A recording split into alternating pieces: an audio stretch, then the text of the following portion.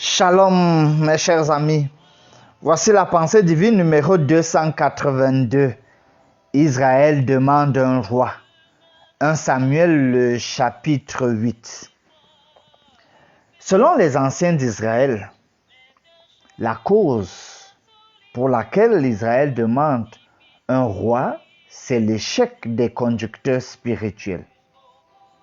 Mais pour Dieu, c'est lui qu'ils sont en train de rejeter. Le verset 7, la partie B. Car ce n'est pas toi qu'ils rejettent, c'est moi qu'ils rejettent, afin que je ne règne plus sur eux. Bon gré, mal gré, Dieu accepte de leur donner un roi. Au verset 22. Mais Dieu insiste pour qu'ils puissent connaître le droit du roi.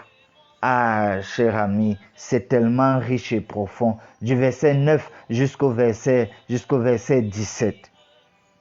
Au verset 9, il est dit ceci. Écoute donc leur voix, mais donne-leur des avertissements et fais-leur connaître le droit du roi qui régnera sur eux. Les limites de ce podcast ne me permettent pas d'entrer dans trop de détails. Mais sache, cher ami, qu'il y avait 3 éléments de ce droit du roi. Premier élément, sa sécurité par l'armée. Deuxième élément, sa sécurité économique à tout prix. Troisième élément, de nombreux avantages pour ses proches. Tout ceci devait donc faire que le peuple allait crier et se plaindre. Mais ils allaient le faire en vain. Le verset 18 le dit bien. On voit donc que le passage de la théocratie, où c'est Dieu qui régnait à travers les prophètes, le passage de la théocratie à la monarchie, où il y a un roi, alors ce passage-là fait réfléchir.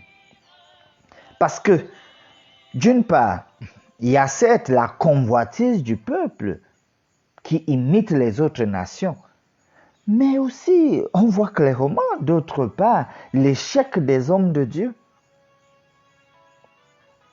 Cela a aussi sa responsabilité. Au verset 5, la partie A, il lui dit, « Voici tu es vieux et tes fils ne marchent point sur tes traces. » Tes fils ne marchent point sur tes traces. Oh, cher ami, il nous faut avoir des leaders qui marchent sur les traces des principes divins afin d'avoir du succès dans ce que nous faisons. Oui, les chefs de famille, les chefs d'entreprise, les chefs d'État doivent marcher sur les traces des principes divins afin de réussir. Prions. Dieu notre Père, tu as besoin que nous puissions marcher sur les traces de tes principes afin de réussir dans tout ce que nous devons manager, gérer, administrer. Parce que ta parole nous offre des principes. Conduis-nous donc toi-même afin d'avoir la réussite. Pour ta gloire, nous prions au nom de Jésus. Amen.